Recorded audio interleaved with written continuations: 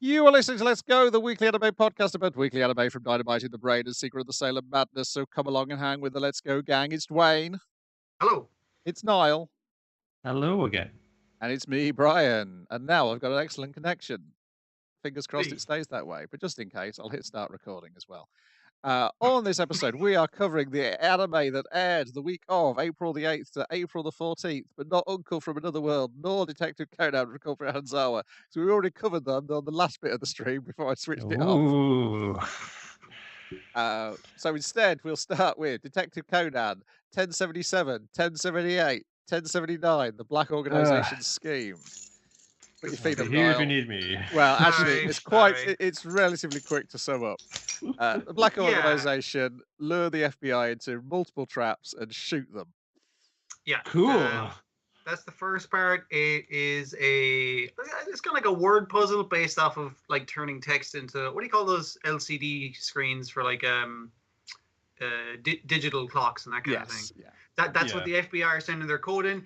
Like, I'm not the best at these puzzles. I was like, I feel like your code should have like a cipher that only you can use, and if you don't have access to the cipher, it's not a puzzle. You can go, hey, if you flip them on top of each other, you can read it. It's like, no, that's bad. You've got a bad secret code system, FBI One which can be agents. cracked by a small child.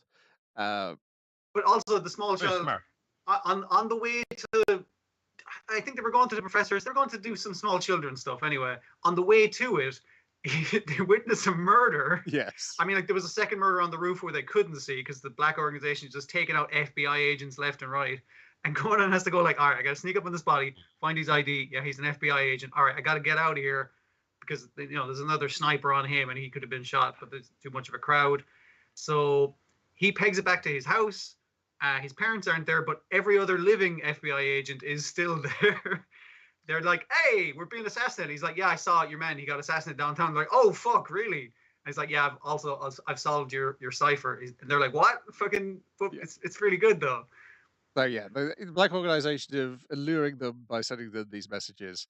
So they try and lure the Black Organization out, except Jodie Starling learnt the wrong sort of Japanese, so it gives away. She learned Japanese from like a middle school teacher or something like that. Yeah. Like it's something about the way you put the words, like it was too correct. And it's not anyone in the Black Organization except for Jin, Rum, sorry, who rings them up and goes like, hey, there's an inconsistency in their secret messages. It's a trap.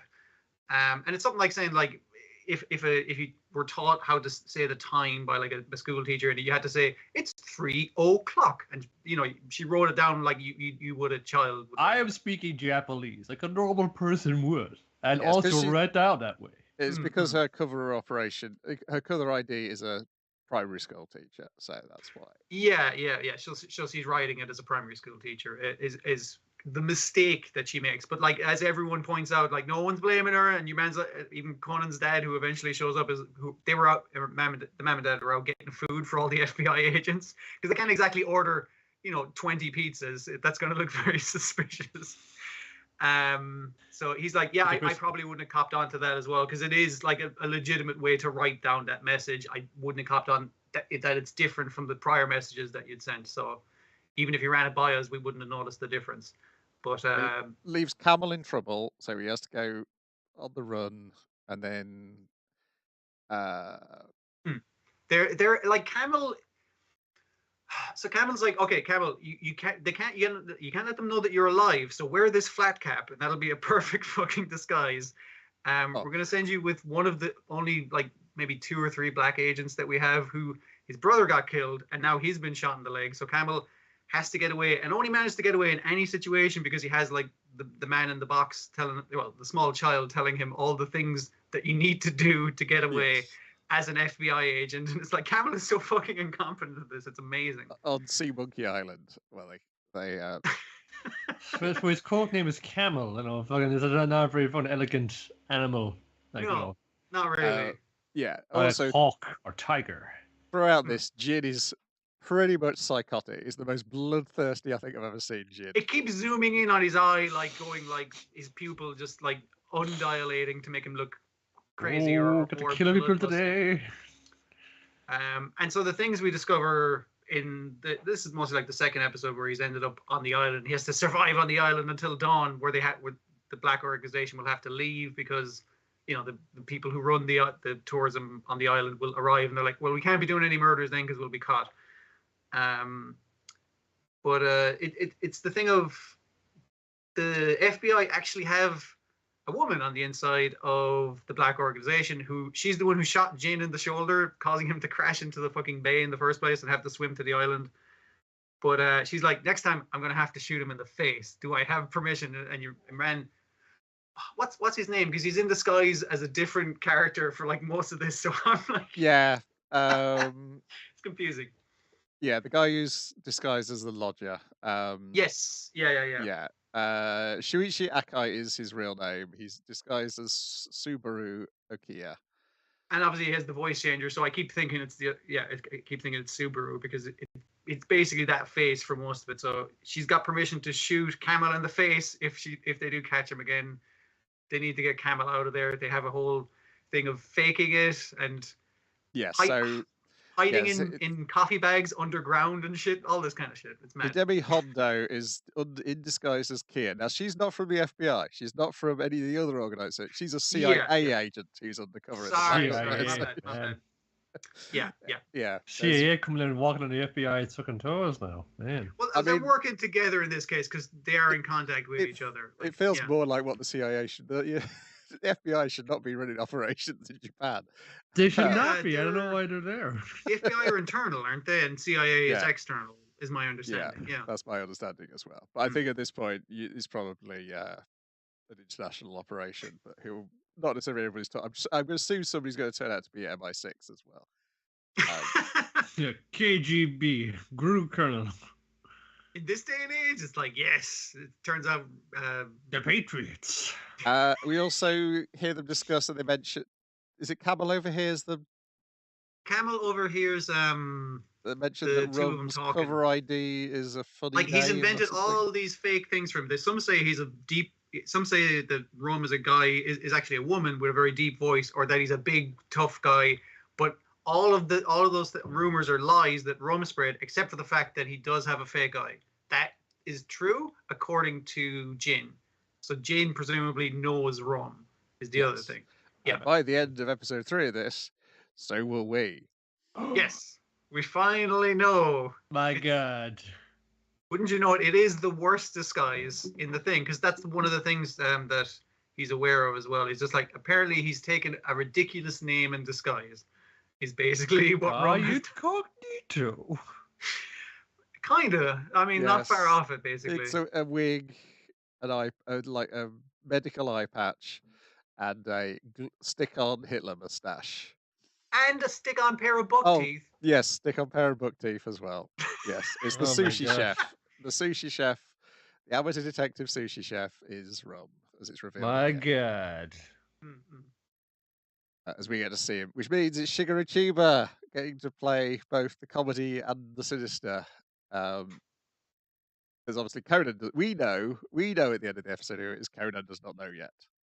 But he has a bit more information, and when they get Camel back, they basically the Black Organization think Camel's dead by the end, and so they fake Camel's dead, but they also fake that they were trying to hide his face for the longest guy because they have that guy in the Black Organization. I'll recognize his face if I see him. And it's like, I do recognize his face. He's that guy from 2 years ago who died. And it's like, oh, perfect. Okay. So they think Camel did die protecting that person so he's had to fake his death twice in 2 different ways for 2 different fucking reasons. And so he gets a new haircut, and then he gets a new haircut at the end credits as well. Got new opening credits as well now from whenever we do get new opening credits, and I was slightly worried about Camel because he was incompetent this entire 3 episodes, and also you're one who's like, oh my god, I'm getting all the agents killed, but both of them are in the ending credits, so I was like, they're probably going to be fine for a while. Yes. But the betrayal. And the new opening credits ends with like Rum facing off against Conan and the guy who in theory should be dead looming over the back of them. So I wonder if they're going to de-culpritize Rum in the opening credits either next time or when Conan figures out who it is. Yeah, because he is a culprit up to the point where he's been dropped off at the sushi restaurants, and then he puts on his brilliant disguise. From my understanding, all the rum stuff's resolved in terms of the other two suspects now in the comic, and now they're introducing people who might be the leader of the organization. Okay. Ooh, now we're getting to the top of the pile. Yes, so I think it's heading towards its ending. I do admire how long they kept that up, because I feel like it's been years discussing it just on this recording alone. Yeah, and we started quite late into talking about it. Yeah, it looks like there's like an old guy in silhouette who's been introduced, and then a guy who's got crow theme in silhouette. Because those are the two things we know about him. He looks like a crow, and he should be 120 years old, I think, if he was still alive. It doesn't work out in timeline wise. Don't look for an old man, look for a young man. This is how it ties back to fucking the fucking age-changing poisons. Except there was in one of the movies, which I guess is not strictly canon, but it was mentioned that it was like a black organization agent who sacrificed himself to save Conan. He told Conan that the boss would be surprised at your appearance. So the boss doesn't know that the drug works. Yeah, that does appear to think they do think that the drug kills people, not turns them into children. So yes, and there are 3 people who've been turned into children so far, except possibly Vermouth. Vermouth may know and hasn't let anybody else know. Also, Vermouth is younger. She appears younger than she actually is. Yeah. That might just be stage makeup, in the same way that Conan's mum is also a master of disguise. Yeah, that's true. Because they both learned it from the original Kaito Kid. Conan, you could have like this unzipped this like any time I'm referring to your normal size. Oh Jesus! It's like, you know, it's all lighting. It's all like perspective shots. That's why that was all it was. Yeah. But the current Kaito Kid's not going to do that because it's much more fun to tease him. He's not going to help him out in the slightest. Righty-ho. Yeah, everything's still working. Excellent. There we've got Tengoku Daimakyo, aka Heavenly Delusion, episode 2, 2 Confessions. 2? Wow, it's an offer you can't refuse. If it wasn't from Uncle from Another World, which you probably talked about in a different kind of recording, but this is the horniest episode this week, but like the kind of awkward teenage horniness, that kind of way. Yes, in both heaven and outside. Yeah, because in heaven there's like people feeling jealous because a painting was given to somebody when it was promised to them, and also someone's sending nude shower pics of themselves. It's fun. You got like fun kids heading off into the woods and just fucking smooching up in there. Yes. They're like, well, okay, all right. I mean, like hormones and they're just experimenting. There's probably something to do. It's also not just like the soccer dude who's fucking super like that. Like everybody seems to be just like on a base level, just like can just flip up into like 10 feet, no problemo. See, that's the thing I was thinking. Like when this is like, no, it's my drawing. He gave me the drawing, and instead of like running away, she jumps like 10 feet into the air and like Spider-Man clings onto a branch from underneath. Yeah. I was like, what that's not normal. I know there's nothing normal about this entire situation, but I was like, what's to do with that? Which makes you question the timeline of events, and of that is happening in parallel as what happening before or after the other one. The suggestion is parallel, but we don't know that. Because Mara on the outside is similarly physically capable and can flip around and fucking jump off shit. And also the first confession, what he's got to do when he gets to heaven, is find somebody who looks like me and inject them with this medicine, which will benefit. And she's like, what'll happen then? Is like, I don't know, maybe they'll get better. Will supposedly benefit everybody. I don't. That sounds like some first Jack shit to me. The other thing is we get after seeing one of the kids in the dome kind of pull their sleeve down to hide some sort of gray blotchiness on their arm. We do see how our bodyguard basically got the job, and the person who gave them the job covered in those grey blotches, not doing particularly well in their deathbed by the look of it. Yeah. So there's something going on with that as well, of course. Yeah. Yeah. Also, before we get to the I've got to inject this person with this chemical, we've got to deal with the monster from the previous episode as well. We do. Yeah. That's no monster. That's my son. Well, I think it's a monster, dear lady. It's definitely a monster. It's 100. Like it's like, no, it's my son. Don't you see? And it's like, wait. I mean, like I know the monster eats people and then absorbs them into it, but that doesn't mean that it's your son. And she's like, no, see, you're gonna be okay, Billy. They're not gonna hurt you anymore. Just because he's got hypersonic tendrils, you just discriminate him the first minute you look at him. It's not fair. I tell you. I was pleased with this bit of the story because this makes the thing which is coming up, I think, in next episode, which I thought sounded stupid on paper, is now sounding thematic. Okay. Compared to the thing here. Yeah. The idea of thinking of like absorbing something absorbing somebody else and thinking that they're the same person who was absorbed.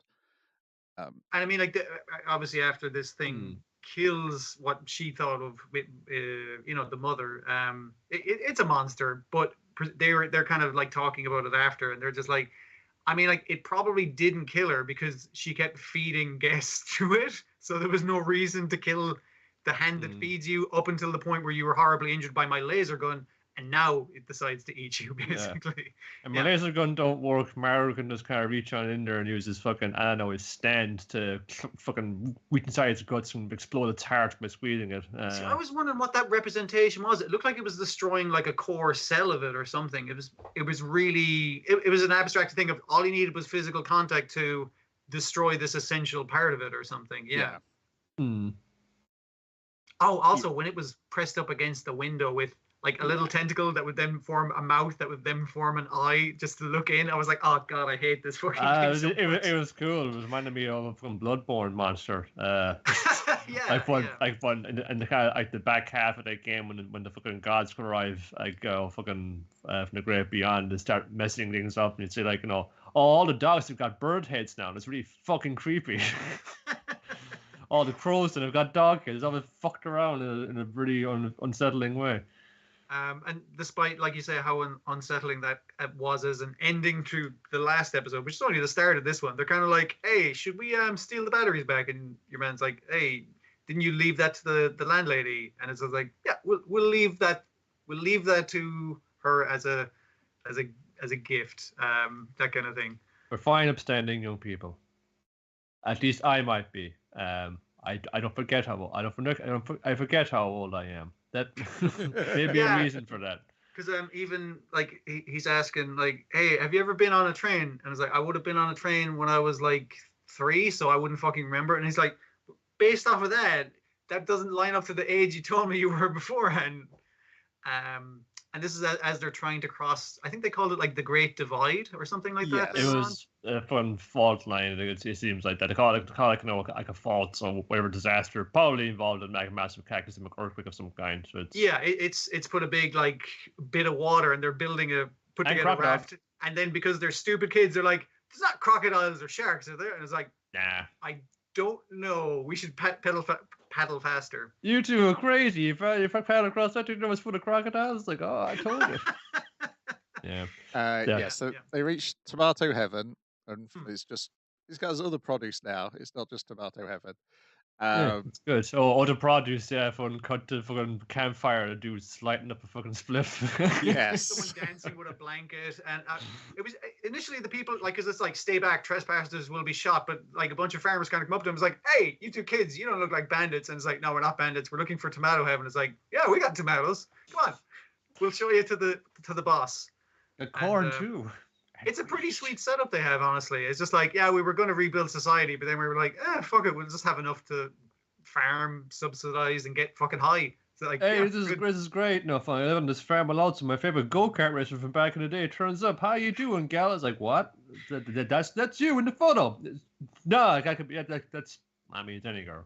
That was after their conversation where it's like, hey, if anyone reacts to your face, then it's like, hey, you look like thing in this colony. We're on the right track, yeah. Then we're on the right track, and your man's like, I hadn't fucking thought of that. It's like, oh, so all we have to do is wait for someone to say, I know your face. And a guy walks by, hey, I know your face, to the wrong person. Yes. You look like my favorite go-kart, my electro kart driver. Yeah, and he's like, no, she doesn't look anything like. The fringe is all wrong. See, yes. you know, it's gets the photo and goes, haircut. oh, no, this is you. It's like, I mean, the hair is different, but other than like it's a 1-for-1. Other than that, yeah. Yeah, so you went missing after you killed your brother. Nope, different person. You've made a mistake. Good day, sir. Affect us. That's hot to boat back to Tokyo. Ain't nothing gonna happen here. Yeah, they feel like that. Like again, just hopping around between people to see if anyone recognizes you. Then we know we're on the right track. So we just keep meeting people is basically the plan. Because apparently, like they're like Japan's a lot bigger than we thought it was. Wow, how about that? Say, to pass the time, can I smooch you real quick? It was like, wait, what? Like, yeah, sorry. Everyone said, oh, I followed on you. I quit it. It was something about me, you know. Everyone said, yeah, I get this whole thing here, but like, you know, in my own mind, like, I'm a man. So it's not about that to you. I don't think she means if one saying I identify as such a thing. I think literally I've had like my fucking personality implanted into this physical body, which is why I was being all weird trying to scream stuff up in the mirror. And that felt really off in the first episode. So yeah, something ain't right there. It will feel even more off when you learn whose brain it is and whose body it is. Yeah, so it's not. And the other thing that suggested that it wasn't like a trans thing would be that is you have those kids in the dome that are wearing the monogendered uniforms and you can't tell who's kind of what, and there's the other person who looks like him is referred to as she inside the dome, that kind of thing. It's just like there's something going on. Again, there's a lot of weirdness going on that we don't know the specifics of, basically. Yeah. Anyways, fuck that noise. Let's steal 2 Roombas and try and climb out of here. I had the kids trying to fucking... well, he falls like for 10 stories and then it's just like, there's a very nasty, like he hits the ground real fucking hard, and I was like, oh fuck, that kid's dead, and he gets up and he's like, ow. Yeah, I was like, genetically engineered super beings. Yeah, again, there's something not right going on. There's lots of things not right going on. Yeah, I wonder if Maru's from like a related organization. Facility. Yeah. That maybe wasn't done in the same way. Exactly.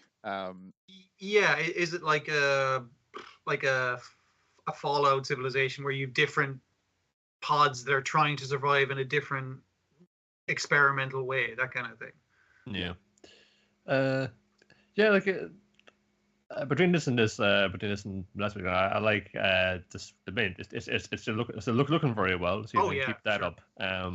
But the post-apocalyptic story can get very, very solemn and get very fucking boring. And it's about from you got across the like landscape to get she just like find person and things. But so kind of fuck around a bit while we're doing it.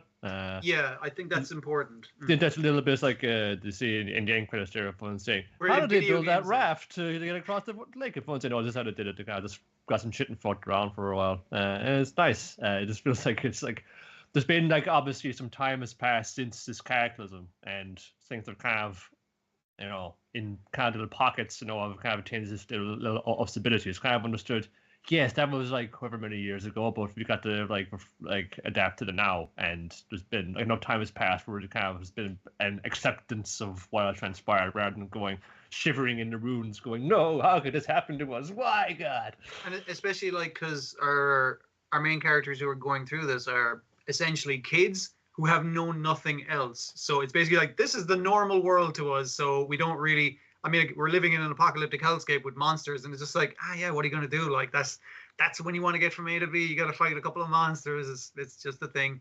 So when they have that bit at the end credits where there's like little video gamey sprite stuff where we have to get from A to B. We have to go across the landscape. We got to, and I was just like, yeah, for them, this is just a regular day, which means you can still have fun with it while also keeping that level of threat and menace as well, for the audience at least. Then we got Hell's Paradise 2, Screening and Choosing. which is very odd watching this the same week as MASHLE Magic and Muscles 2. Because they're very similar plots. Sort of. With the Which same test would you actor. prefer? I vote for the one where I don't get my guts, I don't get disemboweled by someone with his bare hands. This that is would like, be ideal. Yeah. if I look like for a little bit of a run now, like there's been certain titles we've watched for, on some weeks I would just exclaim out loud, "Jesus Christ!" Well, to be fair, the One goes characters straight in out and a couple of those. Yeah. I think something else said now fucking Hell's Paradise is just like when he just goes to town on the fucking scrub conference they're gonna send. He says with his hands tied, if I have to, he is ripping them asunder, is tearing their throats out. Because he hasn't done. It's like that little guy hasn't done anything. When you know he hasn't done anything, and the entire scene is incredibly violent already at that stage, and he just makes it like he ranks it up several fucking notches of violence. Oh, did it go for the throat, dude? Oh, but before that, he's pointing out that he doesn't need to do this, which is rare because that's the thing. He's sitting the fuck out for the whole thing, basically up until the point where he goes ham on everyone. Yeah, and because he's got the same voice actor as MASH. It just felt like very similar. Do we have to? It's the exact same fucking thing. We have to, just send me in. Yeah, so the idea is they brought all these criminals here and they've got to decide on 10 to take to the island. They have all blindfolded to begin with, and then bring out the quote-unquote survivor from the last mission. He's technically still alive. He's laughing. He's happy. And then they explain they don't. You're not all going to get the chance to get pardons. And then one of them realizes, oh, okay, yeah, you just want us to kill each other. And they're like, yeah, I guess that doesn't sound like exactly what they were planning, but that's what's going to happen. That would work. Honestly, we weren't going to do that, but yeah. I think it was once the first guy went, is like, wait, so this is volunteer, we don't have to do it, and he's they're like, yeah, and he's like, okay, cool, I'm going to walk away then, and he gets beheaded immediately, and it's just like. So that kind of sent it down the line of violence. It's just like the first guy who tries to walk away dies immediately. And there's only 10 slots, so fight to the death for the 10 slots. Yeah. Yeah.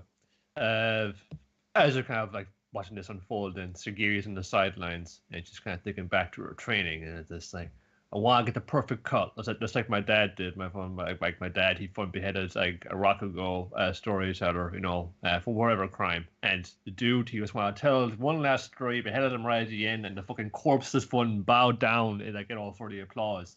He just like sent that dude to the afterlife before and killed him, and we left no regrets, no fucking ties, everything was fine. I think what he said is like he finished the story, like the head didn't realize it had been chopped off, kind of. Yeah, when you saw it, when he puts the hands down and bows down, like a minute after the head has gone like a chicken or something. But saying, I want to do that. Whenever I do it, though, their last like lingering regrets are embedded in my brain, and they haunt me on a daily basis. I really want to get this right, because this is like starting to get to me now. And the thing she's thinking is, she says it as much as well, is if he can kill like a guy who wasn't that bad of a guy, if I kill a real piece of shit, then I won't feel bad about it. So this is the perfect opportunity to try this shit out, because these guys suck. These are all mass murderers of some kind or another for the most part. Yeah. They haven't got cool, unique character designs. A couple of them, they did sneak in some guys with character designs to be horribly, brutally murdered in this. That is true, yes. Yeah, so at least there was that. But once you see there's one giant guy, that guy's going to be fine. Oh, yeah, he doesn't even fight. There's two giant dudes. There's one extra giant guy. Yeah, you're right. Yeah, he just lies down, keeps his mask on, and, well, people try and kill him, but it is just bouncing straight off him. Yeah, and the guy who's in charge is enjoying it all greatly until Gabimaru does first does his speech to say, why are we doing it? There's got to be a better way of just picking the 10 people who, you already know are the best. And then these guys are trying to kill him, and then he's like, are you trying to kill me? Because if you try and kill me, I'm going to kill you. I don't want to. You said you wouldn't fight, and I was like, no, I mean, like, if you're trying to kill me, I'm going to kill you first. I do want to survive. That's an important part of my character. And then brutally cut through a bunch of people with his bare hands and teeth. Oh yeah, the teeth particularly, and then yes, the guy who was enjoying all the violence is now no longer doing doing what Niall did. Jesus fucking Christ! Oh, go home. I liked it when they were just like wrestling on the beach and beating each other's heads in with rocks. That's too far. That's not what I came here to see. Hey, we've narrowed it down. We got the team. Please, let's go with this many. And we were given the rules as well. Each of the guys who are going to go to the island, they all have an executioner that goes with them. If you step out of line, your executioner will murder you on the spot. If you try to get back on the boat without your executioner, we won't let you back on the boat. So you need to keep your executioner alive and also follow their orders at every fucking time. So we got teams, hooray! Yes. Oh, we got some like odd couples is going on of how they will get along, and will some get along better than others, like Gabimaru and Sagiri perhaps. Will they able to see like the truth in the blade? As she turns the blade, or he's carrying all the weight of all the lives he's taken, but he just keeps on going on. He brings it with him because that's what he's got to do.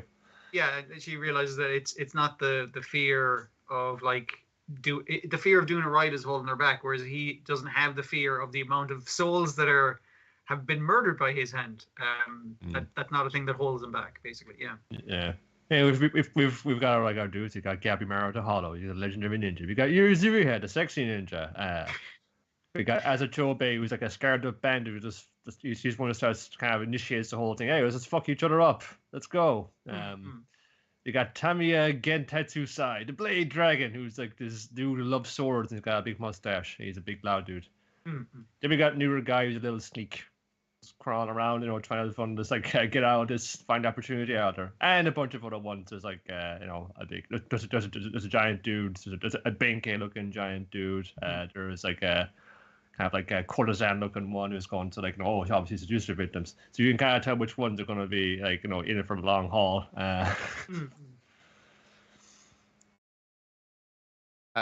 Yeah, it's fun. We're still only in chapter 2 of the comic after this. Yep. So, no, it was like that's a kind of big chunks of I think even like it took a while before even like a regular chapter got down to like 19 or so pages. Yeah, it looks like the following chapters are like more normal standard. So okay. Anyways, I like that comic. I finished it out there like last year. I think I was reading it, but I went on to the end when I heard there was like a TV show. It isn't what I'd done by then. Okay. And from reading them in kind of relatively, kind of short periods away from each other, like I found that there's a lot of themes in Hell's Paradise that are touched on in Demon Slayer. But I think Hell's Paradise has got a better grasp on them, and a more interesting grasp. Okay. And I'm always a sucker for like any kind of you convicts, you find a chance of freedom, you got going on a deadly mission, So I love Cyber City Oedo. I love like any that kind of thing like that. There's a reason why the Dirty Dozen is such a fun thing to kind of pull from as a thing done well. It's a lot of fun. Yeah. Yeah, Snake Plissken ditto as well. So it's like He's a cool dude, iconic film character. That's exactly his deal. Yeah, and helps you just see dudes get fucking just like torn to shreds on the regular, and we're seeing a lot more of that in the weeks to come. Well, the stream's misbehaving, so good job on recording it again. Right. Yes. All right. Doing so well that it started buffering like crazy. Vinland Saga, Season 2, Episode 14, Freedom, which there is very little in this episode. You're free to be miserable together. Yeah, you're technically free from your marriage because is that still your husband? They're doing very well, because this is like episode is really Ironhide's story, and she's got a lot of conflicting fucking emotional things happening. I want to say, it's my husband. This is like the one who was like the father of our child, and who was it was an arranged marriage, but he was very good to her and the kid, and up until the point of they discovered iron near the village. Yeah. Let's get all the lads down there and we take it for ourselves and do it. And saying, but what? And all the women in the village said, why bother? We got everything we need right here. Yeah, but if we don't get it, they might, and that might change things. But I'm saying, but it might not change things either.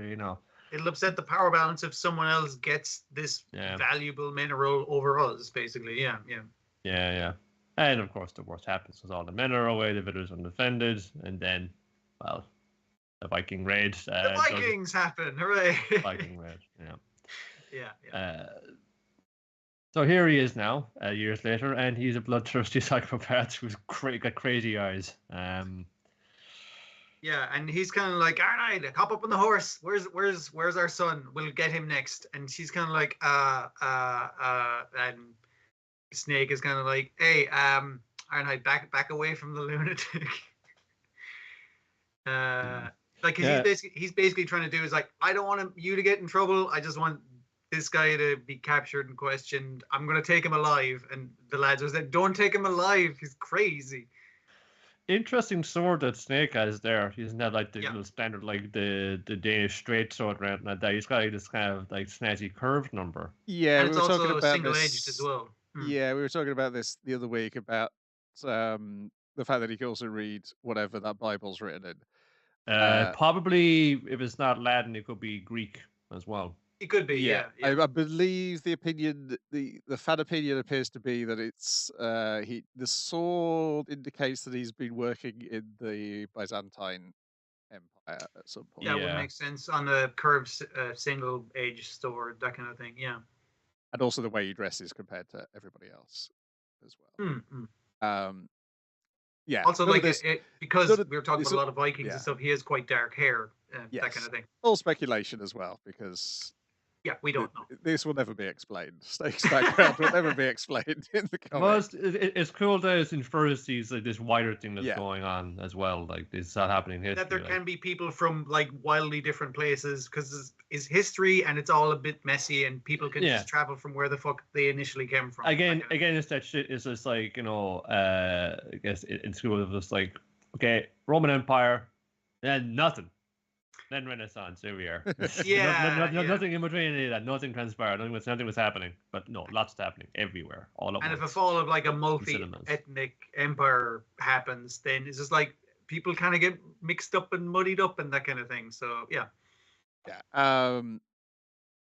Because the joke is that the author says that he will eventually get around to telling the bit of the story he didn't tell, and fans are always going annoyed at him that he didn't tell us. We'll be coming up later where we're supposed to see them go to Greece, and we never see them go to Greece. Ooh, Snake Gaiden, Greek, my big fat Greek holiday. Yeah, possibly they met him there. Just skip over that bit. So based on a light novel. No. But the other point, obviously mentioned the son. Ironhide reveals that she has another child coming. She's pregnant with Kettle's child. I did appreciate them making your man look good because like her husband shows up and he's like, I've been sweet on this other girl, and her husband has shown up. Come on, Thorfinn, let's help her out. And Thorfinn's like, dude, let's see how this plays out. Even the experts. Well, for things point, are you willing to kill somebody? Are you willing to kill? Basically, you're not thinking ahead through on this. It's like if you do this, you're going to be on the run like that maniac over there. Basically, Because he's done enough killing. He don't want to do any more. He knows what it's like, and he doesn't want that to be on anybody else's head. Particularly because Snake's trying to not kill this guy. This guy's probably going to get killed at some point, but at this point in time, they will do it legally, as owning slaves is basically. Generally, this episode is like a lot of Canute's argument for him as to why changes need to be made. Because as well as Arnheit's story, we also get Sverkel and Kettle's story as well. As Sverkel explains to Arnheit about a girl that Kettle was in love with, but was taken away by a more powerful man called Ebe, We kind of brokered a deal with him that he would be able to set this thing up so he wouldn't kick our ass. Yes. I thought it was interesting the way we hear Ironheart's story where she's telling it to the lads, thinking that the old man's asleep, but he heard the whole fucking thing, but he just tells it to her. Yes. And it's basically him going as like, it's not him trying to hide it from the other guys kind of thing. It's him going like, I need to be upfront with you about this. Yeah, it's just I fucking basically men suck. Men suck shit. The world of Viking men fucking sucks. It's shitty. So his son was in love with a woman, and we went, we'll make sure she marries this other guy who she's not in love with, but we won't get in trouble with if like it was a very cowardly thing as a Viking to do, or as a Norse man to do. But on her wedding day, a different, more powerful guy went, I'm going to kill everyone at this wedding. But no, he wasn't more powerful. He was just jealous of Eve's power, and that's why he come to attack again, Eve. in a power struggle is yes, yeah, you're right. You're right. Yeah, it's very much it's the Viking mindset that Canute wants to get rid of. Ironically, part of the way to do that is going to be doing something very similar to Kettle's farm. And you also, at this point, you're now getting doubts about the guests and their capability of seeing off Canute's men, because as it's a snake really, out, and that's it. Yeah, he's pretty good, but this guy's really injured, and he killed one of you, and none of you managed to get any more wounds on him. Yeah, it doesn't look good for the farm, even though these guys don't know that yet. I mean, like, it's not hard to believe that a bunch of guys who are the tough guys living on a farm are less tough than soldiers that work directly under the king. And also an elite group of mercenaries who they're waiting for to show up. Like, we're talking actual professional fighters, not fighters who live on a farm. Yeah. Yeah, yeah. He's really sending too many dudes to do the job, and you gotta get guys in the army and the mercenaries, and you gotta send in Floki's like Yom's Vikings as well. He wants an easy win here, basically. Yeah, and also maybe I wonder whether he's just hoping, like, if you overwhelm with numbers, they'll just give up. Step the fuck down. Yeah. Man, he's just being raw, fun saying, like, he's just had to be like, if I'm just like this, fucking deterring force, this like ultimate deterrent. No one will do anything. No one will start any shit. But where have you heard that before? Except Canute will do some more different things later on. I'm not sure Rao would then do.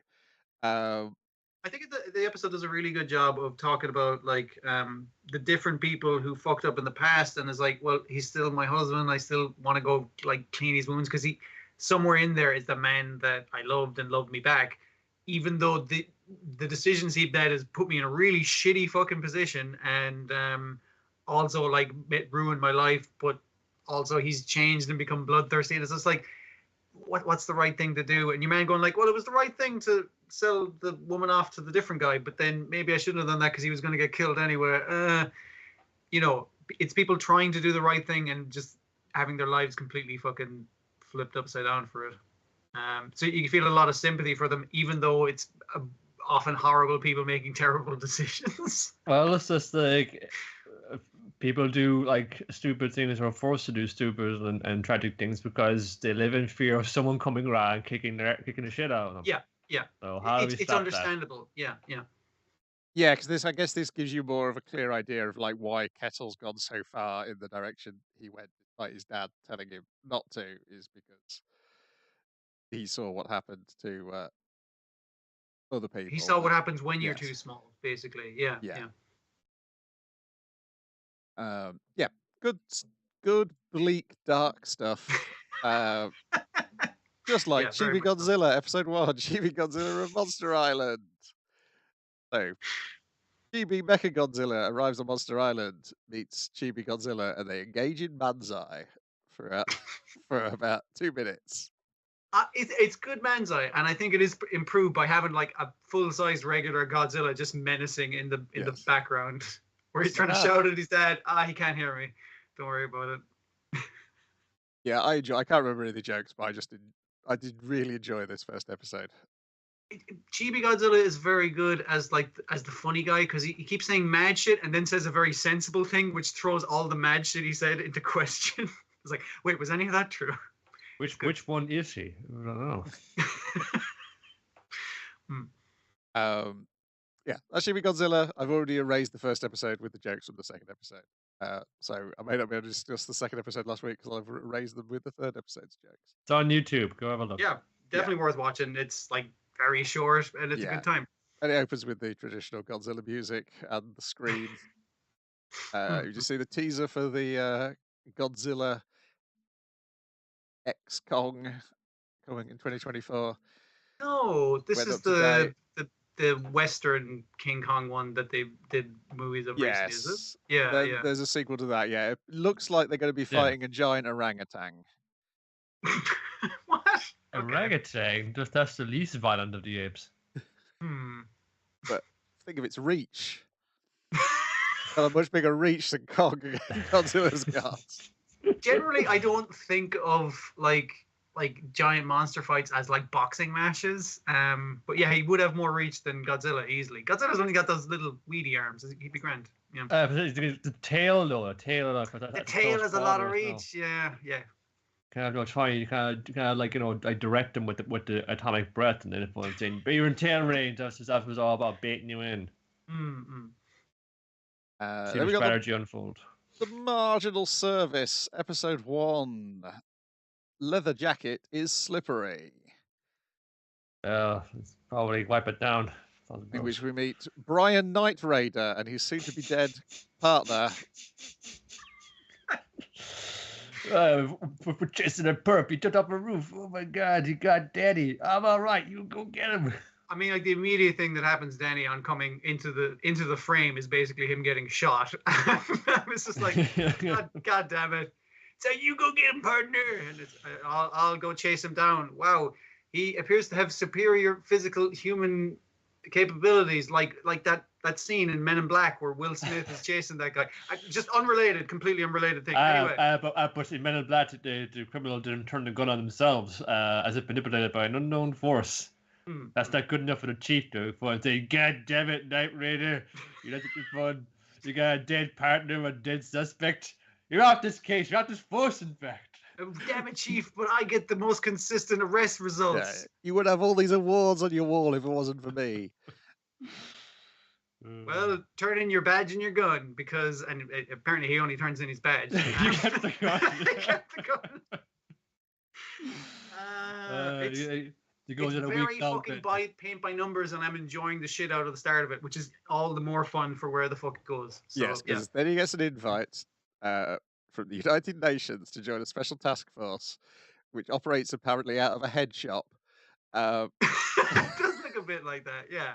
But it's more like a head shop specifically about Umas and aliens and vampires and all that kind of fun stuff.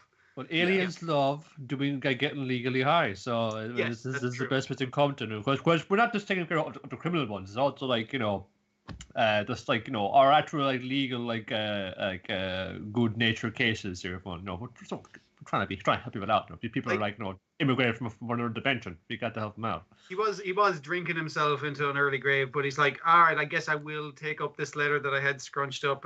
This doesn't seem super official. The guy who's doing the interview seems like a crackpot. He's talking about like, oh, we're an organization for catching not illegal immigrants, but illegal immigrants who are monsters, specifically just for the universe. Yeah. Yeah. So yes, Theodore Thompson is the guy who, no matter how much he says he's not interested, Theodore Thompson just leads him further and further into the conspiracy. Until he meets most of the rest of the team. We've got Bolts Dexter, Robin Timbert, Lyra Candyheart, Cyrus N. Cougar. And Brian asks, "Are you humans?" And they say, "More or less." And then in comes his partner, his new partner, who doesn't know at this point, Bolts Dexter. No, Zeno Stokes, rather. Zeno Stokes. Yes, a guy who I'm going to guess is one of these Borderlanders by the fact that he chastises Brian for not using the right terminology later on. He's keen to point out it's like only certain Borderlanders commit crimes. And he's called Zeno Stokes, and this show's idea of subtlety is to change the X to a Z on Zeno for a name, so as not to completely give away that he's some sort of alien / Yo guy. Yeah. Well, no, it's the ancient philosopher, Zeno's paradox, you know. And what is he but a paradox? I mean, he's like, you know, like an alien being operating in human society. It'll never work, but yet here he is. While all the introducing the character and their name and a little description about them comes up, it's not as fun as MASH, mainly because of the lack of sound effects that MASH has. But this one is a lot of fun. Where it just introduces like, okay, what's this guy? And like this guy, he's a buff American. And what's this guy? He's a womanizing Brit. They calling each other Limey and Yank and etc. You know, it's just like very obvious on the forefront what these characters are, but that's okay. Yeah, you got the introverted science officer. You have like, you know, the sexy lady hacker. The lady character. You have like you have Peck Desmond, who is like a talking. What's that one? Like a gopher or chipmunk? Something like that. He doesn't speak in this episode, but he doesn't. But he gets holds introduced. Up the signs and stuff. Yeah, he does get a title card eventually. Yeah. I just was like, oh, it's a cute little like rodent thing, and then it's pulling like this is like fucking the most grimace it can manage. Yeah. Cartoony. It does seem to move between like a very cute cartoon animal and a horrible cartoon animal, which is good. That's good comedy. Yes. So it turns out the invisible Borderlander who was causing trouble at the start was Brian Knight Raider's boss. The chief. Drug dealing Borderlander. Chameleon Man. It's funny because like he insists on going on the thing because it's like they're bringing in some new kind of drug. Drugs. That's what my partner was killed for. Some new kind of drug. I'm coming on the thing, and he's like, and your man's like, all right, but you're going to be paying for half of the fuel and for this, and he's just. And your man, he got 2 beers so they wouldn't stand out in the fucking bougie nightclub. And he's like, I've already smuggled some of my own beer. Yes. I'm not sure if that's my favourite moment or the bit where Brian is moaning and Zeno just pulls up outside the therapist's office and says he can drop him off here. Yeah, that's pretty good. His flatness is very fucking funny, and they play it up quite well. But yeah, it turns out it's his boss, the chief of police or whatever, the guy anyway, dealing drugs in this nightclub. But he's an alien, so that weird eye twitch he had earlier is because he's a big chameleon man. Yeah. And then they get to fight him. I guess their cover is that they pretend they're construction workers. So they can keep people out of the area. One of the construction workers was enormous rocket launching power tools. So they had the different Power Ranger color theme type thing going on, but they're all wearing the little yellow helmets. And even your man and the gopher saying is like, there's a wild boar that's been spotted in the area, and there's like explosions going off in the background. Stay back. Well, their strategy is whatever alien it is. Let's just like pull out the guns and just fucking hose him down like the bit from Predator. We're just decimate the tree line. Yeah, it's a very daft, very 80s Hollywood inspired bit of nonsense. Yeah. But it's how good it is in terms of being like, oh yeah, this is going to be like, you know, like your Men in Black, your police procedural. I don't want to be partnered with you. I'm just doing this to avenge my dead partner who died at the start of the thing. And it's all gritty. And then they all come out in like the color costumes, like ridiculousness. It's already ridiculous, but it's ramping up the ridiculousness. I hope it can keep it up because that's a very good ending, but I'm not sure you can keep that up every episode. Needs to go Matter. Needs to go like Matter, like, you know, there's a problem listening. This needs to go fucking like up. That's where you go to. You gotta fun like escalate because we're already in. We're fun. We know what is going to be. We know it's going to be fun and very little depth. This, you know, the fun point of it is to just kind of going, God damn it, Knight Raider, you're off the case. It's the fun, go for all kind of shit. And I love that kind of shit. I love, like, you know, that's like aware of that and plays around with that. I've come to this like realization that no, I think to like it. I can be even better though when a cartoon does, because when cartoon does it's funny and or cooler, and this is one of those things. Yeah, I think the only concern I've got is that it's definitely dabbling in some sort of satire about immigration. And I'm like, are you smart enough to pull this off? That is a worry. Because notably, like the marginal service, they all be like foreign dudes. Yes, they're all immigrants themselves. Yeah.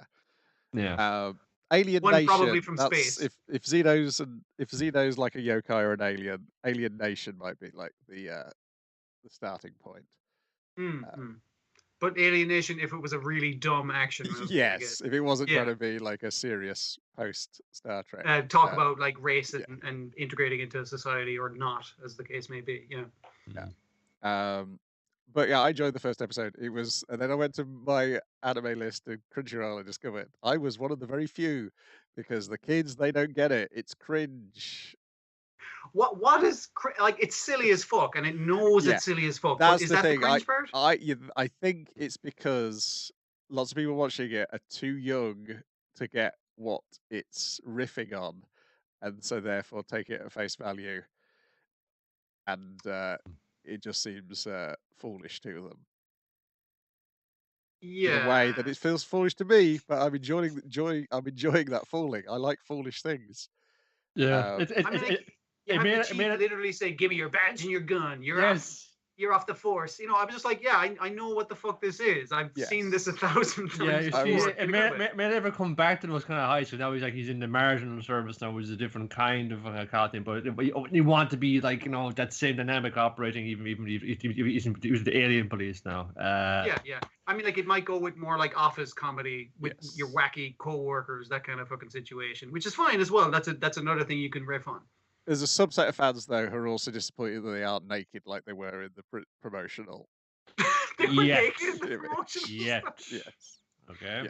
Because there definitely be, because Eos Cloud just turned up in the cuts, but there's probably some kind of transformation sequence there where the normal clothes fly off and then the uniform comes on. He did turn to his partner, who did show up fully in uniform. He's like, "When the hell did you change?" Like when they start spraying them down with laser guns. Yeah. So wait for it, give it time. It can't give away its hand all at once, even though it kind of has. But who knows? It might surprise you.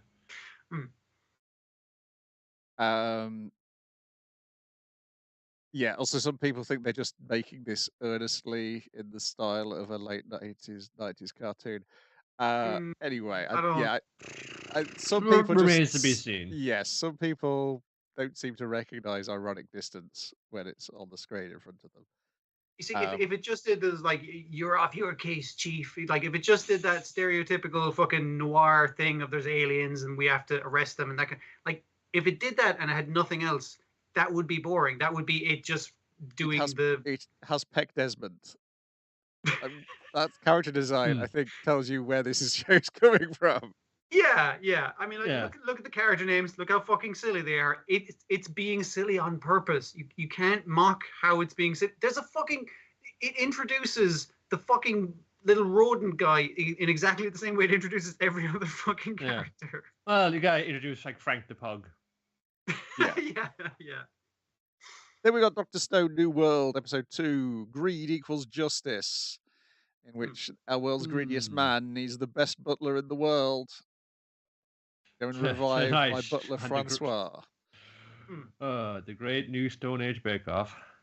With the reuse special that apparently a lot of people forgot to watch or didn't realize came up. So they were like, I think you were saying, Brian, who's this pirate guy on episode 1? Yes, they were. And I thought it was going to happen in episode 1, but now one of my favorite characters, Francois, has finally showed up. Yeah, like brilliant. Francois is here, our second non-binary butler of the shows we watch. It's odd that there's been 2 of them.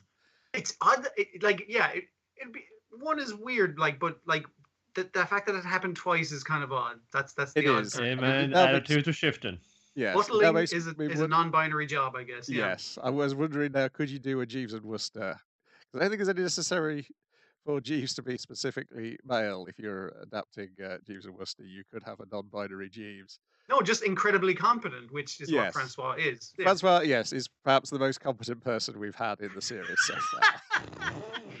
Because they're all kind of like, do we need a super butler? It's like, no, it's not Yes, you do. Because I love the little go-between with Senko and say, "Need bread, okay, how much?" And the fun to need the last one this time, okay, and what quantities? And how about that thing? One thing, stolen. There we go. It's just like I was kind of just. It seems to be like 2 intellectual equals. Fun. Senko was obviously one great everything before Zen. He's the fun best fucking like chef, butler, cook. You're gonna have again. One say fun. Just like rat. It's like this negotiating for and saying, okay, we're agreed, done. Like Francois knows their stuff about, like, Senku didn't even think to make preserves for the fruit, even though that's a thing. That's a bunch of technologies they had access to for quite some time. And he's like, oh yeah, we could preserve a bunch of fruit, which would be good for this ocean voyage that we're going on.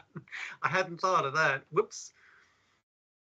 Because like you said, dealing with an intellectual equal, but in terms of service, basically. Well, that's just it now. Fun. I've been like out of the game for millennia now. I gotta get back down to business. I'm go time. No waiting around. So okay. So firstly, they have to go. We need a little bit of revival fluid. You know who's probably got some hidden away in her earmuffs that she is always wearing? It's that reporter one, because she was in charge of that. So she probably kept a little stash for. She says it's enough for a tiger cub, which is a weird unit of measurement. It's how she does that. She's seen a lot of tiger cubs. She's seen a lot of and now pieces at the end of the news where they go to the zoo. But it was a fun job. But so Senku promises to build a kind of technology which we don't see we don't hear initially. That will get her on board to share her last bit of revival fluid. So they can revive Francois. And I like Francois awakens, and everyone's kind of like, so wait, is Francois a guy or a girl? Because isn't Francois like a guy's name? And so is the character French? Boy, girl? Yes. Is it actually a Japanese character? Yeah. I do not care about any of these things. I just care about Francois's competence. I don't know their real name. I don't know where they're from. I don't know their gender. None of it matters. It is not important. Francois's competence is what we're here for. And immediately after putting on the very French-looking outfit, because it's got the tricolor on it. Well, it's a Rosa Versailles thing, because that was about gender ambiguity as well. So also we could probably assume that they're French based on the name, so this just won't be offensive in any way at all. Yeah, but I did like Francois was like, I need to find my master. Where is he? Oh, he's over this way. I will go there straight away, and just power walks there for 2 days straight. It's very funny. And then the second half, we get Kaseki in his new outfit, which then he immediately bursts out of. With Kaseki, you look fucking fly. Yeah, good. I might keep this. I'm making a video camera. Boom! We can record images and watch them back. Oh my god.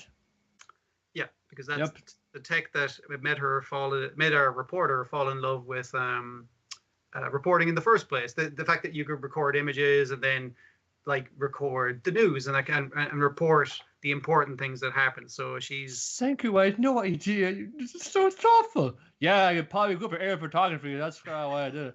I got 50 more of them in a card here. Yeah, it's like Hanzawa 1. We get this long sequence of her going back into a reverie. Basically of the importance of photography for her. God, at Christmas, first camera, all these memories tied to her her best moments of her life. And it's like, this is so sweet. Pushes in a cart full of them. It's like, oh no, we just need these. It's nice because it does the thing of technology is important on an individual level, it's important on a societal level, and also mass producing is useful because then everyone gets to use it. Yes. I also think the eye catch was close-ups of the ingredients of Stollen. We also get instructions on how to make your own Stollen. Francois gets a little baking segment. One of many, I hope. Yeah. Because the Stollen's important because it will last the long trip around the world. And it's got fruit in it, so you won't get scurvy. So yes. Yeah. Also, it tastes nice, so it's much more tasty. And then because it's also a psychological thing, if it tastes good, you'll feel actually fuller for longer. Yeah. It definitely became our go-to family Christmas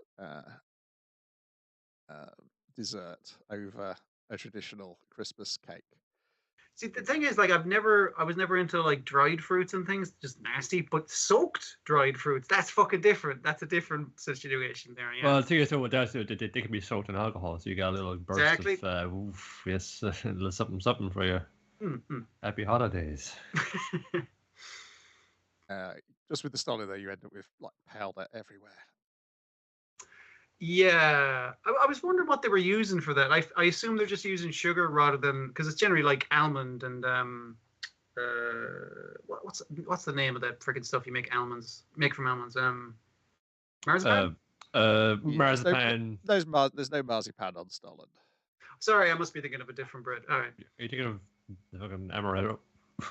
I might be. Yeah, it's just icing sugar you put on. Although, Okay. I do apologize. It does often contain marzipan. That's probably Marzipan what I'm going thinking of. inside, not The on the flavor is surface. there in my head, basically. Yeah. Yeah.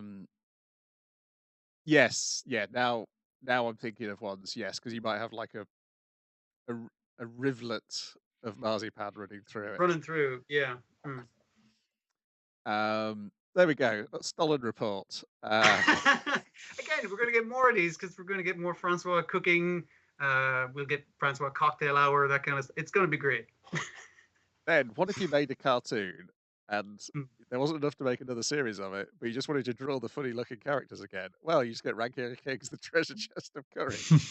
I have zero fucking problems with this. Like, dicking about fairy tale fucking cartoon? Yeah, that sounds good to me. They seem like they made like kind of the short bits that they couldn't work into the main body of it. Maybe some of them anyway. It would have messed with the pacing potentially. Yeah. But I think others could be kind of spun whole cloth. Yes, I think it's side story stuff.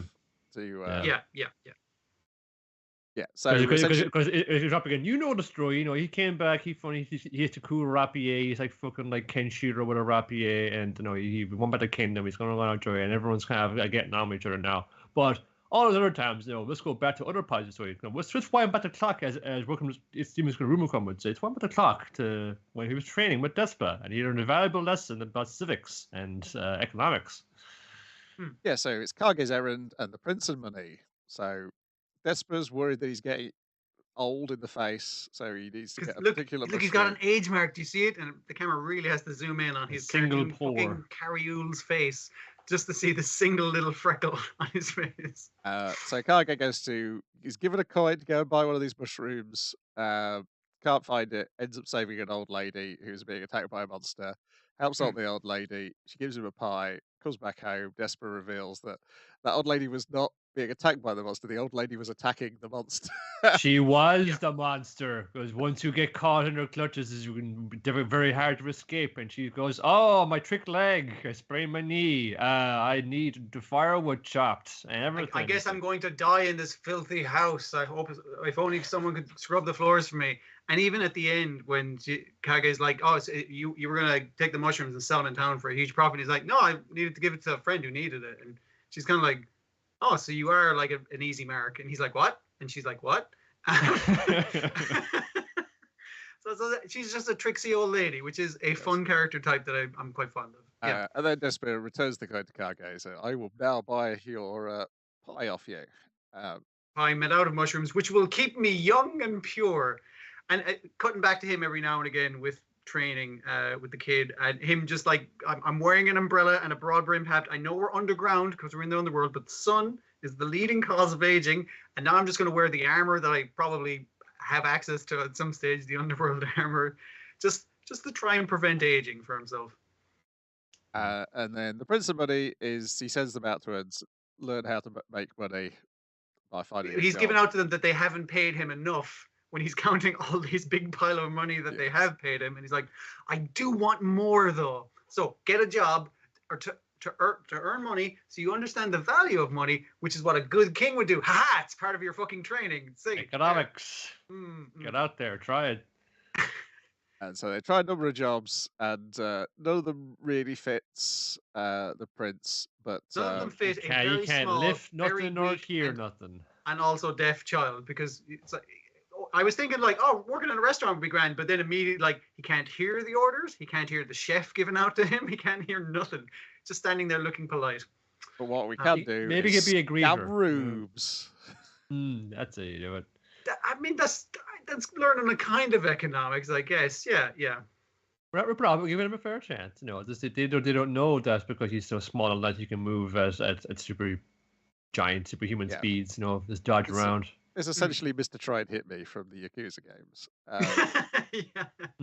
But then a little girl comes up. She's her whole allowance. And fun saying, I want to go to this fun saying, "Kids, come on, you're never gonna do a fun saying. I want to do it." And it's like, "Oh, okay, well, we'll honor the fun thing." And Boji's like, "Hey, don't take a fall. Don't take a fall. Don't fucking don't." Boji's like, "I want to take the fall." It's like, "No, we said we'd pay them 100 gold. We do not have 100 gold, so we cannot lose this fucking game." But she's never going to hit because it's one, two of them just kind of fun and saying, oh, the crowd get around for and saying, oh, God, oh, dear, no, don't do that. But she'd laugh when she's fun saying, when gets to this one saying, Buddy fun saying, I'm going to let it hit me, I'm going to let it hit me, I'm going to let it, I can't let it hit me, damn it, what do I do? I gotta balance his budget somehow. You know, this is what King's gotta do. Scam a little girl out of her money, even though they didn't want to scam her out of her money. That was on her. No, I forgot. I didn't want to put that. Didn't buy a talking head in the corner told me to do it. Oh, it's the wrong enemy. But I like the way it was just kind of like, yeah. And Kage's like, we can't just give her the money because then she won't learn a lesson about economics. It's like, what can you do? Instead, we'll like, this is how a student loan works. I'll go over to her house and teach her things that will help her earn in the future. And then later she will pay me back with her skills. And also I'm going to buy her mother's medication that she should have bought instead of magic beans. But she'll pay me back for it eventually. This is an investment. I think he literally calls it that. And it's just like, don't worry, this will pay dividends for years to come. In BIRDIE, we call this social security. It's an important thing for a king to know. Yes, because dick and we love him. Yeah, because he's going to send her across. He's going to send her abroad to study when she's older, so that she'll be able to get information that Vesper. She'll also be a spy that owes him a bunch of money. Hooray! Everyone wins. Oh God. How can he do a kindness like a bastard like that? It's amazing. He's such a good character. Yes. I saw look forward to this, like, you know, we're getting more things like this, you know, where it could be fun. Here's what's going to happen within the confines of this town. I was saying, BIRDIE, here's how you negotiate a fraught border dispute so that leads to at least amount of bloodshed. It's an important thing for a king to know. It's like, oh, I see. BIRDIE, here's how you can seal your wealth in an offshore tax haven. It's an important thing for a king to know. I do wonder how they're going to resist the temptation not to just write these three as the characters in each of these episodes, because they're an amazing triplet of guys. Like, they're very good. They'll probably get around, you know, just with that kind of cast. You want to see one like what's Hilling's day like? Because she's also a delight to watch. You know, who was she kind of shouting at Dorsch? I mean, even the kind of the open credit for saying, "Oh, remember when Dorsch had hair? We might see some stories about that." When he had hair and all of his limbs and all of his eyes. Good times. He's fine. He's doing fine right now, though. Don't worry about it. Then we've got MASHLE, Magic and Muscles, Episode 2, Burnedead and the Mysterious Maze, in which he's enrolled in school. There's two bushes following around throughout the episode. Are they going to fucking stay in the show just hanging in the background, very badly disguising themselves? Because I would love that. No, they will not. It is. I like the examiner. Yes, all these young students, only like 5% of them will pass the test, and it's like, wait, is that kid getting jacked down there? What the fuck? And there's two weirdos hanging around him. This was the point at which I go, oh yeah, this show has got amazing sound. Sound effects, and also like the hip hop they play whenever something dramatic's happening. Like it still looks great. But it's not the best looking show this season. But fucking sound wise, gorgeous. You know what that is when like in the manga when like they cut to that panel of MASH would have like fun deadpan expression drawn on like 5 lines like Satama is, and the sound is usually honk. You know, it's usually kind of a very like, you know. Go completely just like undercut the tension that's just been building up there, and this was just fucking up. That's what we're kind of working on and everything as well.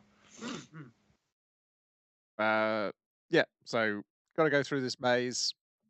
It's the first part of the test, and we get to be. The first part of the test is a written exam. Oh, the written exam where he threatens the words to line up correctly. Breaks his pen to like fucking line up. And again, the reason he has it out for this kid is this is the one kid like doing weights and eating cream puffs and doing all kinds of weird shit instead of like studying a magical text. He's got notions. But also he keeps saying sarcastic things where he means like, I summoned shares from beneath the earth's bowels. And he's like, you could have set that up beforehand. It's like, shut the fuck up. So I want to fail this one kid, but he did line up the words. So eventually, like, what else can Mash do? He can run on water. He can lift a boulder through telekinesis. Yes. But But it's basically like I'll set up this test and I'll specifically put a little nick in it just for that one fucking kid to make sure he fails. Which is what's her name again? Lemon Irving. Lemon Irving. The completely pathetic character that MASH kind of has to mind. He's just like, It's only there to slow him down. You know, she was told to do that. But it's like she keeps fighting every chap and just keeps cutting the same shot of him just going like.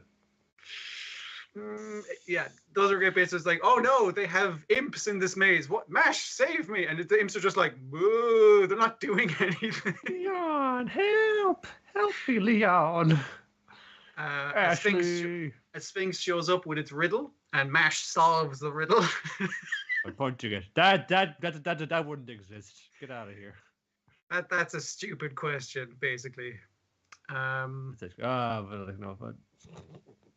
he's trapped in my maze. He won't make it out. It's just like. Again, you're going to hear this thing several times where my magical maze is immune to other forms of magic, and therefore no wizard could get through it. And it's like, MASH isn't going to use magic to get through this problem. Like, they're going to use that joke so many times, and it's going to be funny every fucking time. Yeah, what it is. You need to have like whoever's he's playing off of have the most like shriekingly like incredulous reaction. Like, the man from last week when I was just like, he's just fun swatting away my fucking magic balls. He's just, what the fuck? What the fuck? You think I hear that note in the voice says Ed's a card as he wants to kiss doing more ridiculous, but what the fuck? What the fuck? Stop! What the fuck? You can't do that.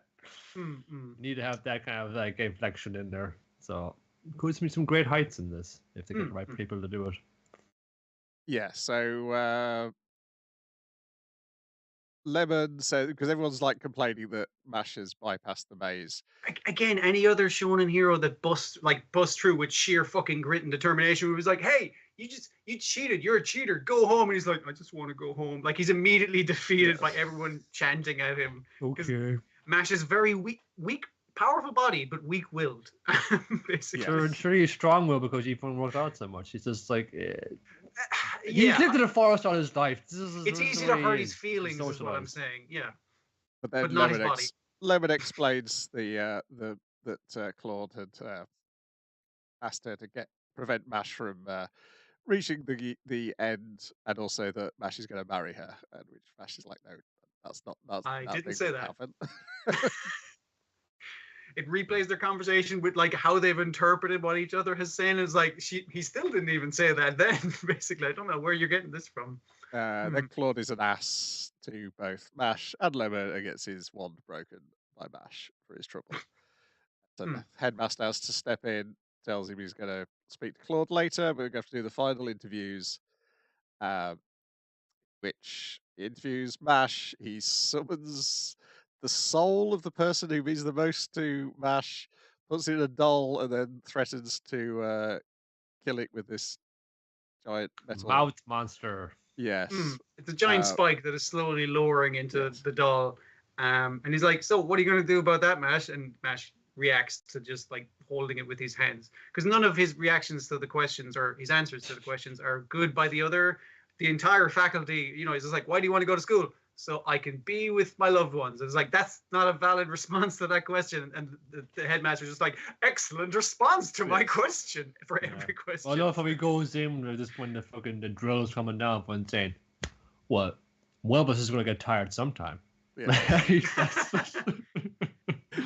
That's a really you've chosen the right fucking thing to do, because power is how it can serve others, and you've chosen to use your power to try and save the people you care about. That means you're absolutely capable of the school. Oh, headmaster, I come up with an answer to your question. If you try to hurt the person I love, I'd beat your face. 50 points for Adler House.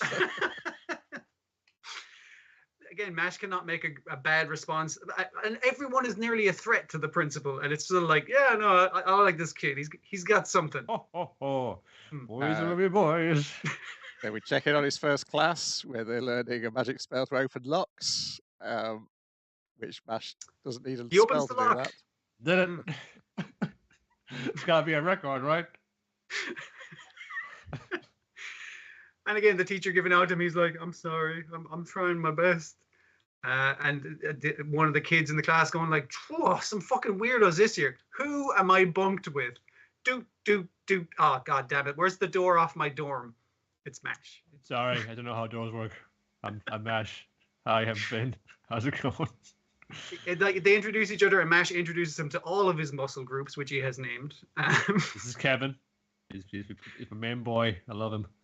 I love them all too. And he, Big Rhonda. And again, the thing of the announcer, the narrator talking about it, just like he did say, "Let's do our best." It's like, notice, audience, that he didn't say, "Let's do our best together." So he plans on not working with MASH. MASH is like, "You're a real cool guy. I guess we're best friends now." Yes, because he learns from him how to become a divine visionary. You've got to collect gold coins. You have to excel academically, and it's like, I'm in a lot of fucking trouble. Oh no. Yeah. Yes. Yes. You got to keep your grades up, otherwise you're expelled. But as a sign of friendship, he gives Finn a cream puff. That's the highest honor MASH can bestow upon you. So yeah. It is. Yeah. Yeah. This is highly enjoyable, even though lots of it is barely animated, but it works. It's fairly workmanlike. Yeah. Yeah. It doesn't need to be. They've got that great sound design. They've got the really funny acting and everything. Like the jokes land. And the even color like design as well is good. Yeah, it pops. Yeah. I think where it's like the best idea of it is in the end credits animation. It's definitely the better animation as well. Strawberry, chocolate, banana. The different fillings of a cream puff. Yeah. So this is being written by the same guy who writes Birdie Wing. I thought Okay. it was. He's a busy dude. Right. This is a great segue to go to Birdie Wing, episode 15. The reason just playing golf makes me so happy. Which I was like, oh yeah, I think I mentioned terminal yips before in regards to this show.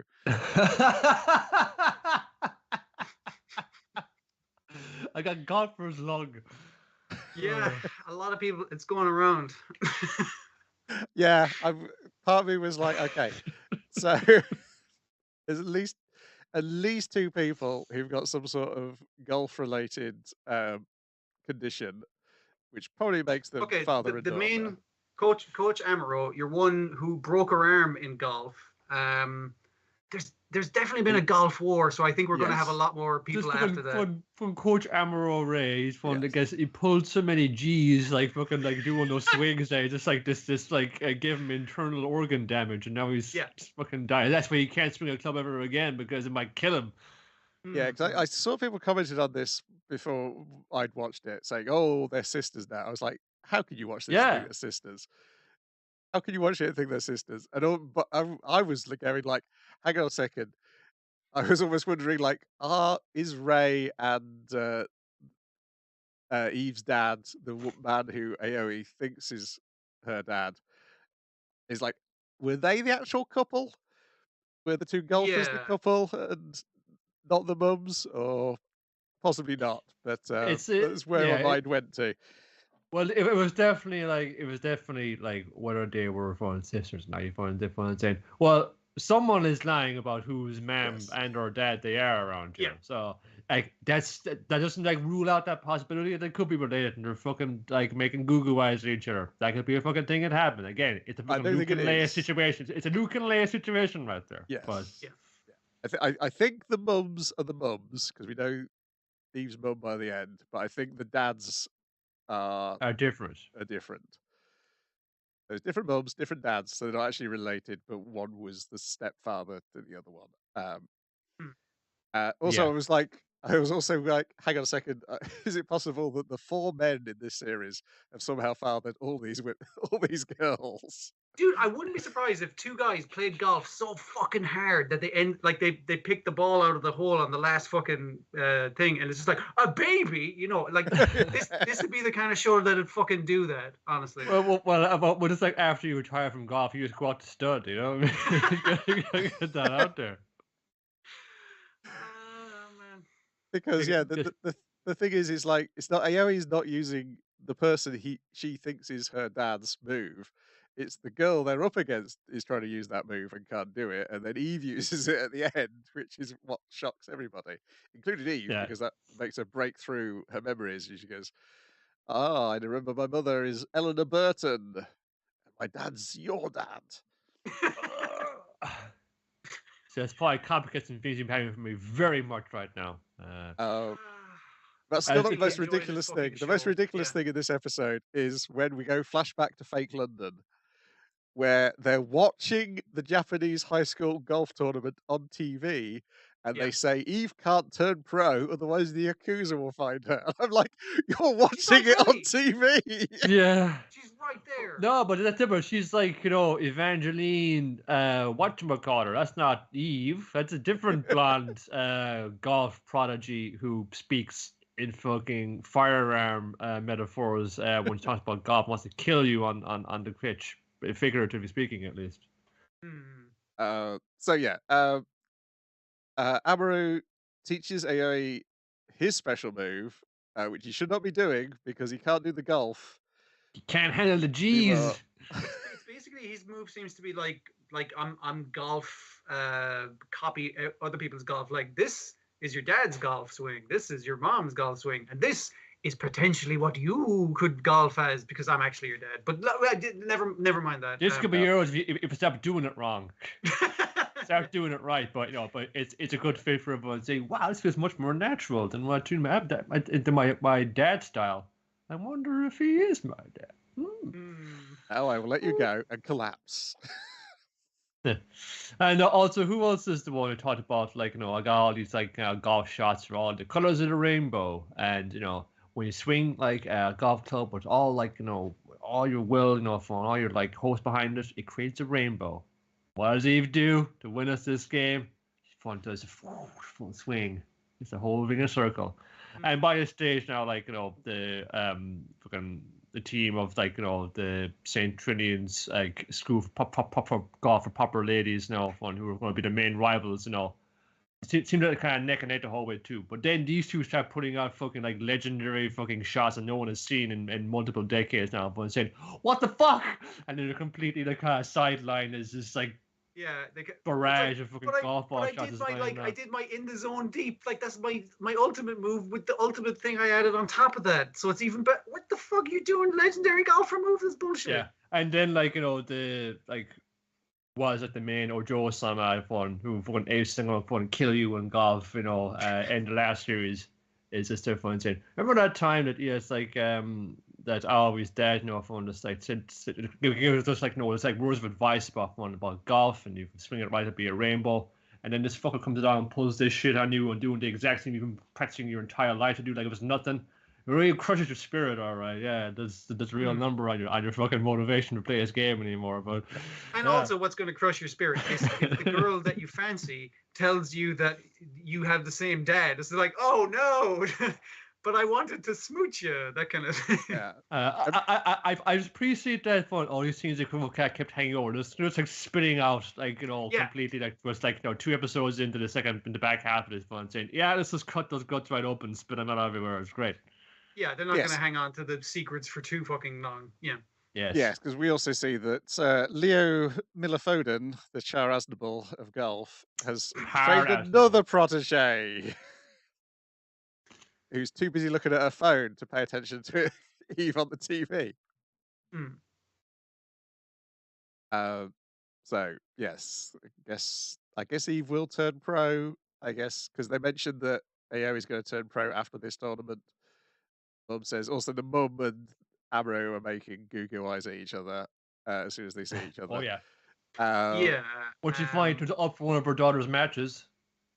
Yes. I mean, business means if one of her daughter was hospitalized, for a day or two there, but she think, no, I got a lot of meetings today. I'm sure she'd be fine. She's in the best hands. But ma'am, she coughed up her with golfer's lung. Golfer's lung. I need to get there right now. She's not really my daughter. That shouldn't happen to her. She's too young to have golfers that young.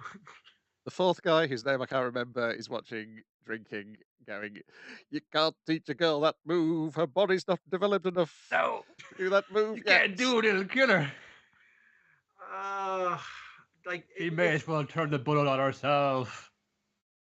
I'm just like anything fucking goes at this stage. Eve turns fucking pro, and the mafia shows up to kill her on the golf course with golf. Like that's like whatever. That's what I'm saying to folks. I'm saying let's wait and see, because I know I sort of cooled off and got into the proper girls' school for golf teams at the end of the last series now. But I'm saying the golf mafia are going to call on that hit sometime. And again, 2 episodes into the back half of this, I'm saying, they said the golf mafia are still out there. They could do it any time, and they're going to do it. They're going to do it right in the championship match on the last hole. They're going to do it. Kapow. Oh dear. Grassy knoll. Well, I assume they'll do it through some sort of crazy golf course. Oh yeah, golf. Yeah, no. Yes, like we've caught the glimpse of in the last episode of the two guys on the ridiculous pro golfer Saru type, just rocks in the middle of the sea as your golf course. Yeah. And Ben Parr as the bully's training, like he's the new Roger, and well, Eve had a rainbow bullet. She's gonna have something like I have like this the infinite void of black bullet, this one that absorbs everything else. Now it's gonna be the evil golf, the evil merciless golf that he couldn't teach her because she still had this fucking wild rebellious spirit. Mm-hmm. Well, I just hope Light somehow comes back, and even if it's just to come back wounded to warn Eve. Now, they changed things in the credits, but it didn't change either Rose's or Viper's featuring in a little lineup there. So I'm going to hold out hope. If Viper at least, Rose, I'll have a chance. She's got a robot fucking arm, that you can have a robot head that get blown off. Anything can happen. We didn't see nobody. We replaced her with a cyborg golfer. Well, sure. Yeah, stranger things happened. In Tiger Mask, for instance. Did they have a RoboCop type situation? They had a robot. I feel like they did. Yeah. The WWE had made a robot Roman Reigns. That was it. Yeah. So they could do a robot fucking mafia leader. Yeah, that's no problem. Yeah, it's entirely possible. I think that did they do that? Was it like a Frankenstein they had in Pro Golf for Saru? I've only seen what's on YouTube, which is only selected episodes. My favorite is the Bruce Lee one, who's golf clubs and nunchucks. I mean, that's pretty hard to beat. Yeah, pretty good. Right, that's it for this week. Please no more. This was too much for me to watch this week. It was a lot, yeah. That's because we forgot to watch the Detective Conans. After I said, I really should check if there's any more Detective Conans, and then I didn't, because I didn't expect them to come up really straight important away. plot shit. Whoops. Yes. There's a lot of them. Actually, it was interesting just for things I was watching off the slate, just to see Gundam Witch from Mercury, which also is coming back after a break, much like Birdie was, and has similarly 2 episodes in, as someone saying, we all know that you know these things or have definitely inferred them, so I'm just going to lay them all, or at least some of them out right now, so just get them out of the way. And we're trying to find saying, a month after the fucking bloody events of the end of the previous series, it kind of back to the status quo. We're in school, we're in fine again. Our 2 girls separate, but it's going on fine. But the other girls have come in from Earth, and they're actually secret terrorists who are here to fuck things up. And 2 episodes in, saying, duels aren't so fun no more when someone gets killed on the field. We actually have fucking controls to prevent this from happening. So they're actually shooting things so hard it's messing up our holograms. Suddenly, the student council ain't shit no more. They've kind of seen a kind of it's an anime high school thing with robots in it now, and the student council are all powerful, and they are to an extent, but they're just kind of getting crushed under the weight of, actually no, you're just one school in the sort of universe, galaxy of space colonies, and now actual real life conflict with people using real laser guns, or these fully utilized and proper weaponry. I don't come crashing into your little kind of your walled garden here. So some brutality, there's fun busting right in. It's fun. We know you've inferred these things already, so let's just get them all out there on the way. So now we can get to the real business of fun. Saying, what does that mean? What do you do afterwards? So, so it's coming out strong. The fear is always with these, and the birding as well as that the back half of them. It's it comes back and it's never as good. But we'll see. It could get mad. Could get crazy. I do like that as well. It's more narratively satisfying that if the audience has figured out your twist, it's just now tell the characters your twist, because it's not worth keeping in the chamber. Just fucking let it go. Yeah, I think I was talking about this before. I was talking about it during the weekend on here and there, and it's just like, yeah, you see this kind of fear in like some filmmaking and some TV series making that like they rush and fuck around with it in because they took too long to reveal the hand. No, the people at home have already can't guess. Oh, well, say like we've figured out what could be going on there, and they mistake that not just for like over foreshadowing. No, so that's the point saying they figured out the twist. We have to fucking change it to put a different twist in so that they don't get the twists, and then you guys that's where you get fucking wild leaps of logic and kind of everything that don't make any sense, particularly in normal and TV series. It's just like trust upon saying that was meant to happen because it was good storytelling. You were able to foreshadow these things and tell them, and well told story. Should be able to see where the ending is. Yeah, exactly. And what happens after? You know what's going to happen. You know what's going to happen. Like some point, probably the end of second act or start of the third, something like that. What's going to happen afterwards, though? That's the bit people also want to know about. Mm-hmm. So can we get to that bit and move on with the rest? Mm-hmm. So yeah, I'm hopeful that we're getting some kind of credit given to audiences. There's a little bit to like go with it. And did you watch the motion picture Oshinoko? Oh yes, the feature-length prestige drama Oshinoko. Which I knew it was that long going in, and this is one with like things very mad. They kind of caught out this stuff, the pop idol, if one delivers her twin babies, and they go, oh, he dies and is somehow reborn in as one of the twins that she just gave birth to, along with somebody else. And that's just part of it, and that's just like part of the setup to the setup. It's like it puts it all together that way because it is fucking feels like a whole film in and of itself. But it changes as kind of morphs around what the story is so much within that like 80 odd minutes. You need one had to put it that way. It was only at the end is kind of fun saying, okay, I think I figured out what this is about. No, it's like but it's about this thing about like the entertainment industry in general, about that kind of thing of that, and how they kind of cover up these kind of scandals, I'm saying, and how they kind of hide it, I'm saying. No. Actually, it's by the end of it, like there's kind of the last 15 or 10 minutes of this bit of it here. Most around on time, but I'm saying now I see what the premise of the story is. Now it's going to be this longer running thing that is about the entertainment industry, but also about trying to find somebody, in particular somebody who's responsible for a certain deed within that. And only me, in my unique position as being genetically like related to them, because the person responsible and trying to find is the father of these babies of the idol. And it's crazy, like and I just admire this ambition of it, really. That's like, I think it wouldn't be anybody else but Aga Akasaka who wrote fucking Kaguya-sama, and you wrote that mega hit, everyone loves that. Only you could kind of get the kind of level of like leverage here to have or maybe I don't know if it must be some involvement in how this kind of went out of having to start the story on the setup be one long continuous like movie length in an installment just to set up the main body of the story, just to set up the premise. Yeah. But I'm interested. It's like I never know because like I thought that's way too long. But I was engrossed by the thing. It changes around like I'd say like every like 15 or 20 minutes into like a different like kind of bit of story. But I think okay, this is what it's going to be about. So it's like as soon as you got to read and it kind of slips out of your grasp again, and then only eventually do you kind of get okay now this is what we're all trying to get to right here. So in a way, I'd almost rather it that way than it be like an entire series trying to set that a whole like 12 or 13 to set that up. I'd rather kind of be before and get all that fucking squared away from the off rather than kind of trying to set everything up and just across a whole series or anything like that, and then let's get into it. It did look interesting, but there was no way it was getting watched this week. I had FBI agents to get killed, and more importantly, 6 episodes of that new Auntie Donna show to watch. Well, what do you get into it for? Like for our slate here, I'd say like give it a look. I mean, I'm interested just because of Akasaka's involvement, and again, seeing kind of the themes we're interested in, basically how people lie to each other and themselves, and how it's couched, particularly in how that's what the entertainment industry is kind of built upon. Because and so many little scenes, where it's just like going right for the kind of black heart of it, when they're on set for the Idol show, and saying, "Oh, you look lovely, dear, it'll be a fun, great show, it'll be a great debut for you. Oh, I hope so."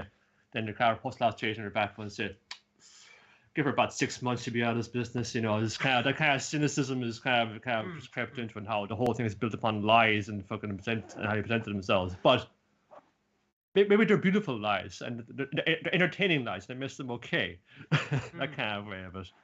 So yeah, I'll stay on top of that, and for my own interests, if it gets involved into this later or not. But yeah, it's definitely like there's a reason people are talking about it. It's something we don't see in this way too often. Yeah, I watched the second episode of Magical Destroyers because I heard it looked better than the first episode, and it does. The second half with when they go to the rave where they find the pink magical girl who wears a gas mask all the time, looks a lot better. But I have still come to the conclusion that I am too old to enjoy the show, because it's specifically the idea is that in 2008 they rounded up all the otaku and put them into camps and brainwashed them to stop them from being otaku. And now it's 2011, and there's just these last remaining holdouts, and led by, what's he called? I can't remember his name. The main character is the most boring character in it. That's the other problem. The boss. And there's 3 magical girls they have to find. They've only got red. The blue and pink have been captured and reunited in the second episode. But I was like, this particular era of being an otaku, I have